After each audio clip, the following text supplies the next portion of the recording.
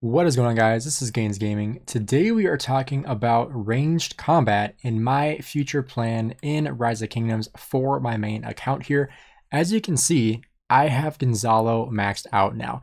He was one of the commanders I used my swap on to max him out because I want to use ranged combat. It is so good. I also swapped for Arthur, which I think was a no-brainer. I think if you did not swap for Arthur, you were making a huge mistake. Unfortunately, I was not able to record content for this because I had COVID and my voice was completely gone. So I do apologize for not being able to cover this in an actual video, but I did use my swap for Arthur and Gonzalo. Now, a lot of people are starting to go for Siege, and for good reason, because Siege is so overpowered.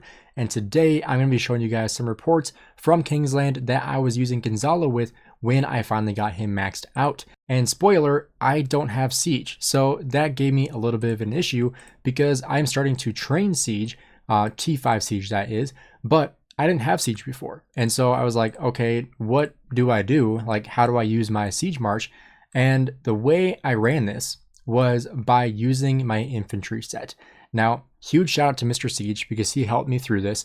But one thing that we were able to do was using Gonzalo with the artifact. Now, that was actually an idea from somebody on stream, ZKX. I believe it's ZKX. If I'm wrong, please correct me in the comments. But we do have the stratagems in this KVK, and I was able to use martial talent and switch Gonzalo to be infantry stats. And so all of his siege stats got switched to infantry, in which I was able to use Gonzalo as an infantry commander with full legendary infantry gear and T5 infantry. So how did that trade? Now, we can take a look here. I did use a ton of different pairings throughout this, trying out different things. We'll go through some of these reports, not all of them because we have too many to go through all at once, but just looking at the percentage trades, these are very solid. Now, one that I really liked was Ragnar with Gonzalo. Ragnar Gonzalo, the reason why I was using Ragnar is because I wanted to see how much more rage I was able to generate with Ragnar primary. Now, the biggest thing here was being able to get close enough to the murder ball where I wasn't going to fall out of range. That did happen quite frequently, which completely ruins the trade because you want to make sure you're consistently getting rage. If you lose your rage, you have to restart. And when you're building up your rage with ranged combat, you're trading the worst. So you want to make sure, especially with Gonzalo in his AoE, that you are getting rage consistently and not falling out of range. So when you were able to get consistent rage generation, you could trade really well. Here's a perfect example of being able to trade fantastic with ranged combat because I didn't fall out of range. And what I mean by that is the circle that you get from ranged combat. So if I pull out my Gonzalo March real quick, let's just pull out Ragnar. So if I go into ranged combat mode, you can see this is the area of effect I have. So if the murder ball, if I'm trying to hide behind my city and the murder ball is right over here, if the murder ball gets pushed outside of my zone, I lose my rage because I have nobody to attack. And in order to get out of ranged combat, you have to wait 8 seconds, which is probably the worst part about ranged combat is that if the murder ball moves, you have to, like, I'll even show you here. So you find your spot, you get situated for 6 seconds is what it takes. And then once you have your ranged combat set up, now here is your area. Now let's say the murder ball gets pushed to where these barbarians are at. And you're like, okay, I want to make sure I'm actually getting hits on. It takes 8 seconds. And in those 8 seconds, obviously you're not doing any damage whatsoever. Same thing as if your murder ball is retreating and now, you know, they're coming toward your ranged march. And you're like, I need to get out of here. You got to wait 8 seconds, which kind of sucks. Oftentimes you get wrecked doing that. And so, you know, obviously there are pros and cons to using ranged combat, but if you are sitting in a consistent spot where you're going to be getting that rage generation and not lose rage, that is a fantastic place to be. Now, I also used Charles Martell and Gonzalo, and the reason why this did so well is because you have the extra counterattack damage and tankiness from Charles Martell. Because, I mean, you can see here, here's the guy I was attacking for the most of this report. We have 40,000 to 134,000. And unfortunately, battle logs are expired at this point, but we can look at the troop buffs.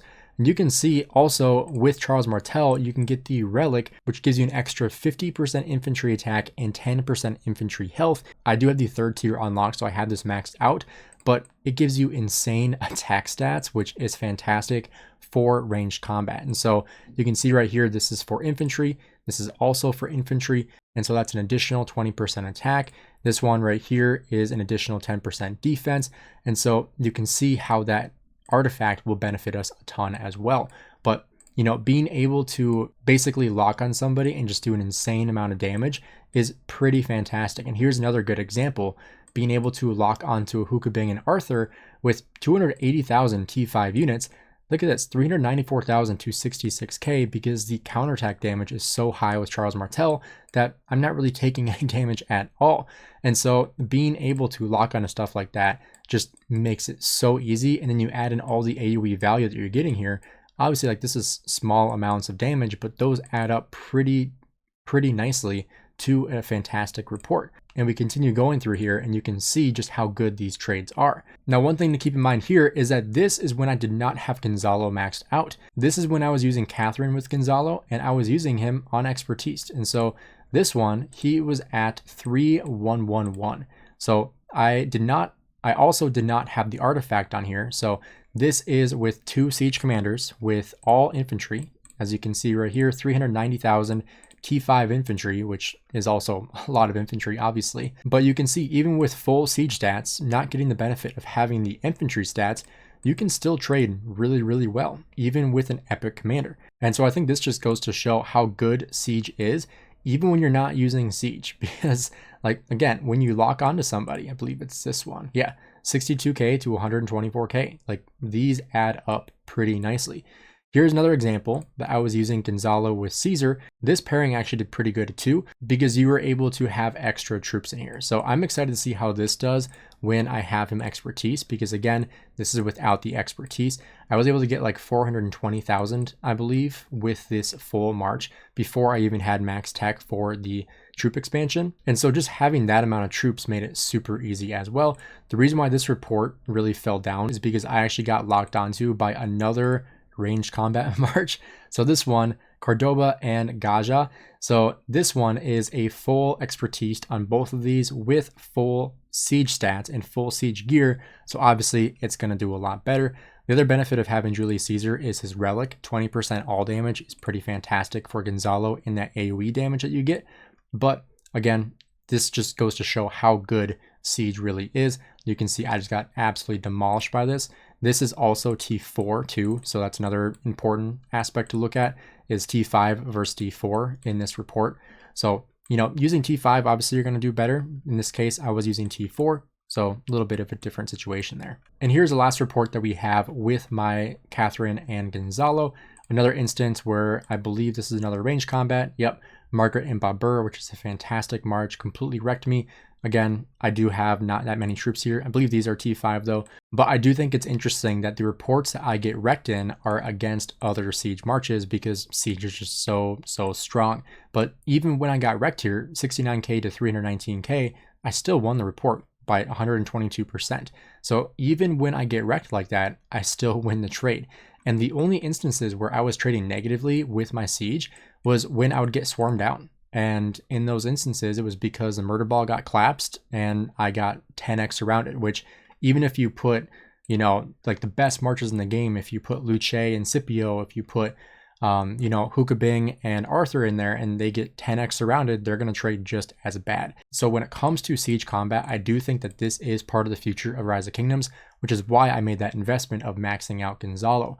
I believe I switched out El Cid for Gonzalo, which I'll be able to expertise El Cid again very soon, just with gold keys and being able to invest into there. So hopefully the next KVK we have don't have bastions, because, you know, obviously El Cid has very good bastions available. So I'm hoping that I at least have one KVK in between where I don't have bastions, so that way I can expertise El Cid again pretty quickly.